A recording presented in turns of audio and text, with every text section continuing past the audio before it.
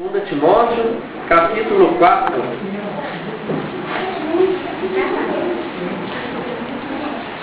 Evangelho de 2 Timóteo, capítulo 4, verso 10. O que fala aí, irmão?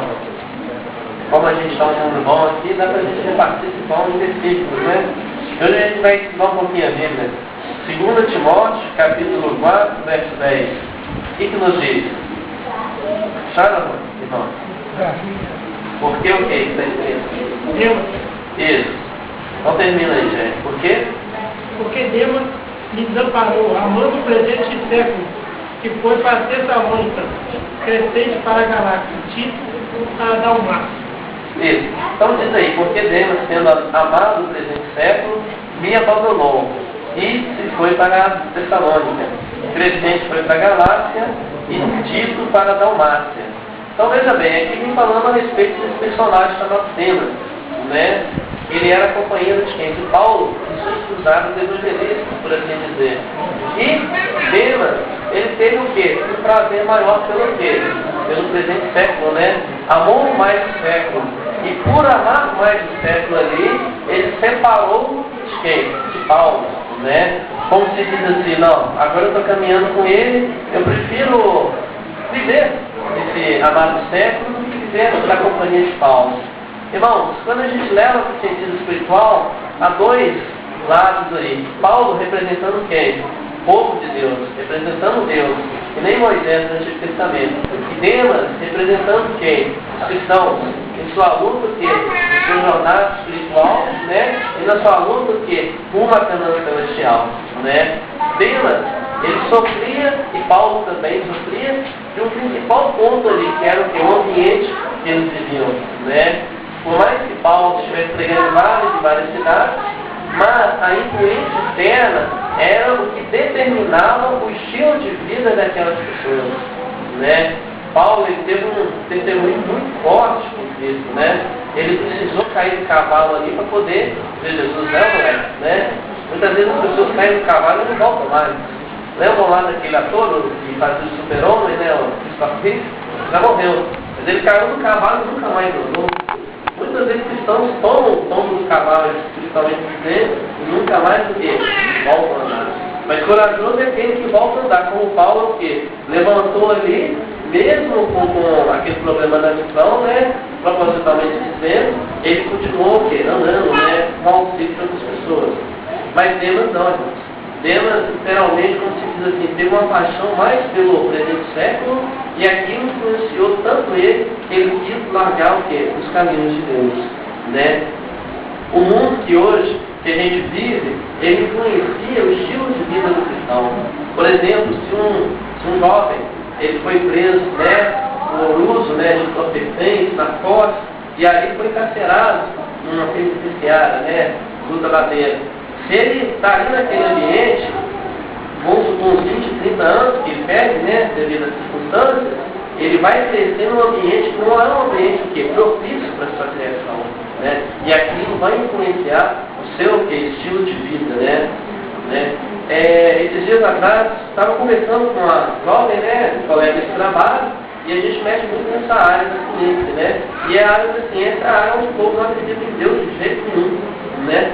E ela falou, poxa, realmente, eu acredito nessas coisas, mas eu não acredito em Deus, né? Muitas vezes, a influência do mundo, o que ela faz com o ser humano? Ela cauteriza a mente. Às vezes, quando o fulano vai fazer uma cirurgia ali, ele dá ponto, temos um esquentado ali, né? Cauteriza aquele ferimento, para que não volte mais. E as pessoas hoje, irmãos, estão vivendo com as mentes do quê? Cauterizadas. Não estão conseguindo mais discernir o certo do errado. E hoje o certo está se transformando o quê? Em errado. E quando você vai, por exemplo, testemunhar para aquela pessoa, pregar a respeito da salvação para ela ainda fica na dúvida se aquilo realmente é certo ou não. Para que viver o evangelho? Esse negócio de Bíblia, isso não é coisa de Deus, Adão e Eva, mas será que isso existe mesmo? Será que o sábado realmente é o do Senhor? As pessoas estão duvidando, irmãos, agora, da palavra de Deus. Estão duvidando do Evangelho. Não porque elas queiram duvidar, mas porque elas estão sofrendo a influência externa. E, paralelamente, aí também existe o dedo de quem, irmãos? Do inimigo das almas. Lembram lá que o apóstolo Paulo fala, não sei se tem Romanos 7, 8, ele fala que a nossa luta não é o quê? Contra a carne, mas sim contra o quê? Contra as potestades. Para cada título, irmãos, existe uma potestade caída. Quando houve aquela peleja no céu, Satanás e seus anjos foram expulsos da terra, né? E aqui, infelizmente, achou o quê? Guarida, né? E aí teve aquelas consequências que hoje nós o quê? Conhecemos. E esses anjos caídos, além do próprio Satanás, eles trabalham arduamente, de dia e de noite, né? A senhora White fala, por exemplo, que quando Adão e Eva estavam, né, no jardim ali, quando ela separou de Adão e foi lá conquistar aquela fruta, né, admirar, primeiramente ela se passou. Segundo, ela tornou público, por assim dizer, né, os seus pensamentos. A mente humana é o único local que o diabo não tem acesso. E ali naquele momento, né, ele já tinha arquitetado o seu plano de enganar aquele casal dele, mas ele não tomou atitude nenhuma sem antes consultar os anjos caídos. E só depois que ele consultou os anjos caídos, houve-se um tempo que os anjos caídos, né, deram a resposta para ele e falou, não, pode fazer como realmente você quer fazer. Então, hoje as pessoas padecem, sofrem de determinadas situações sem conhecerem as causas. E muitas vezes essas causas são causas do quê? Sobrenaturais, mas atribuídas a quem? Aos anjos caídos, né? A igreja também, ela segue o mesmo caminho. A igreja do Senhor, que conhece os preceitos, também segue os mesmos caminhos do mundo hoje. A Bíblia fala, lá em Apocalipse 3, que a igreja de Laodiceia, que é a igreja que não é fria nem quente, uma igreja morna, uma igreja que temperada, então pé ali e pé aqui, né? Ou você vive isso, ou você não vive aquilo. Não dá para você viver os dois termos, né?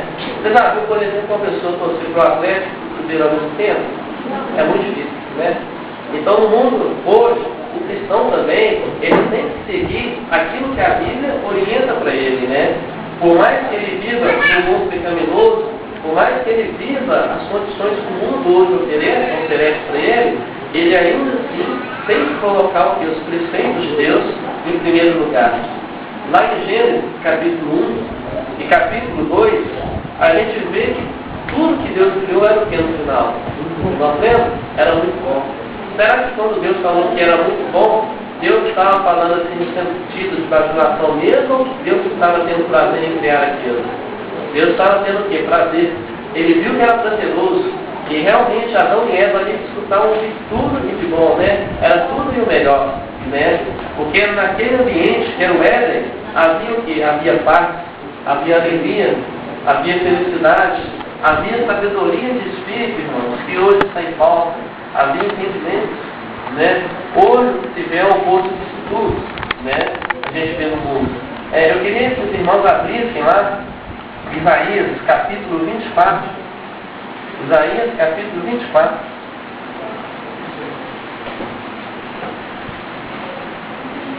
Amém, irmão? Isaías 24. Amém, irmãos? Vamos misericórdia. Então, do verso 4 ao verso 6, alguém gostaria de ler? Verso 4, verso 5 e verso 6. A terra se murcha e o mundo enfraquece e se murcha. Enlarguece os mais altos dos povos da terra. Na verdade, a terra está contaminada por causa dos seus moradores. Portanto, transgridem as leis, violam os estatutos e quebram a aliança eterna. Sei também. Por isso, a maldição consome a terra, e os que habitam nela se tornam culpados. Por isso serão queimados os moradores da terra, e poucos homens estarão. Então, na verdade, irmãos, olha só o X da questão aí. A terra, na verdade, só não está contaminada. Tá? Mas ela está contaminada por causa de quem? Dos seus moradores. Mas por quê? O que seus moradores têm feito? Eles transgridem o quê? As leis, violam os estatutos, quebram a aliança terra. Como transgridem as leis? O planeta hoje, como se diz assim, está clamando, por assim dizer, naturalmente vivendo, né? Catástrofes que a gente viu atrás do Provaidade, né? Inundações, enchentes, florestas sendo queimadas, né? Animais sendo exterminados assim, ao bel prazer do homem, e por assim dizer, né? Mas a gente vê, em Gênesis 1, Gênesis 2, que Deus deu o quê? Um ambiente para o homem o quê? Cuidar e criar, não no sentido de alimento, isso daquilo, né? Ao mesmo tempo que também não somos nas leis físicas da natureza, mas as leis físicas do quê? Do corpo humano também. Muitas vezes existem pessoas que trabalham, e por fim o quê? Não tem tempo para Deus. Ah, mas eu não posso ir na igreja porque eu tenho tempo para Deus. Ou então muitas das vezes é até diferente, poxa, mas esse lance aí de sábado, esse negócio é diferente, né?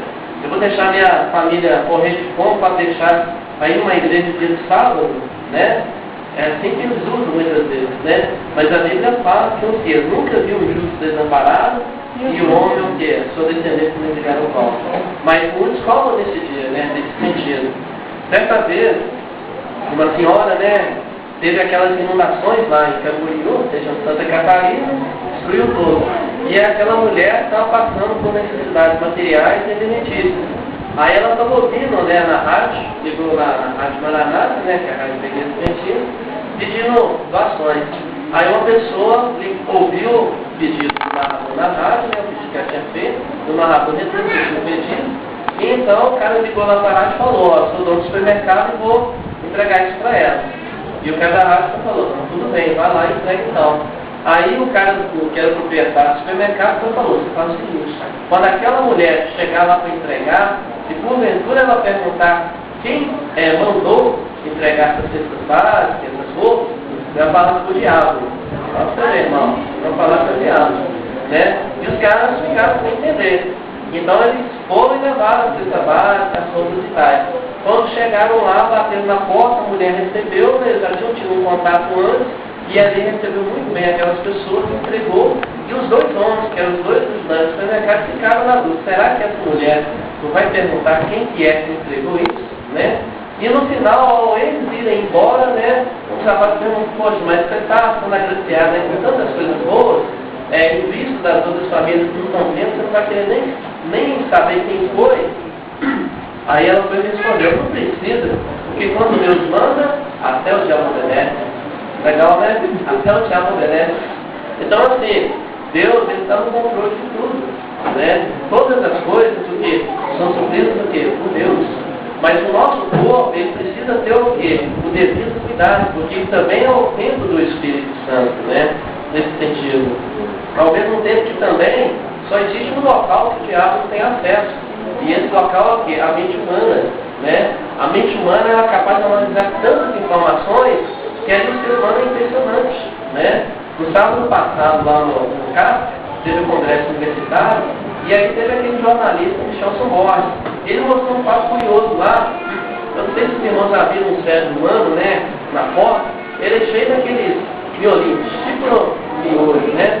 E naquele fato ali mostrando que se você pegar um daqueles negócios e desenrolar, dá para dar a volta no planeta 2 vezes. Você já imaginou, irmãos, um cérebro humano? Só podia ser Deus realmente criado, né? É por isso que Satanás não tem acesso ali, porque sabe que aquele local é o único local que Deus tem controle.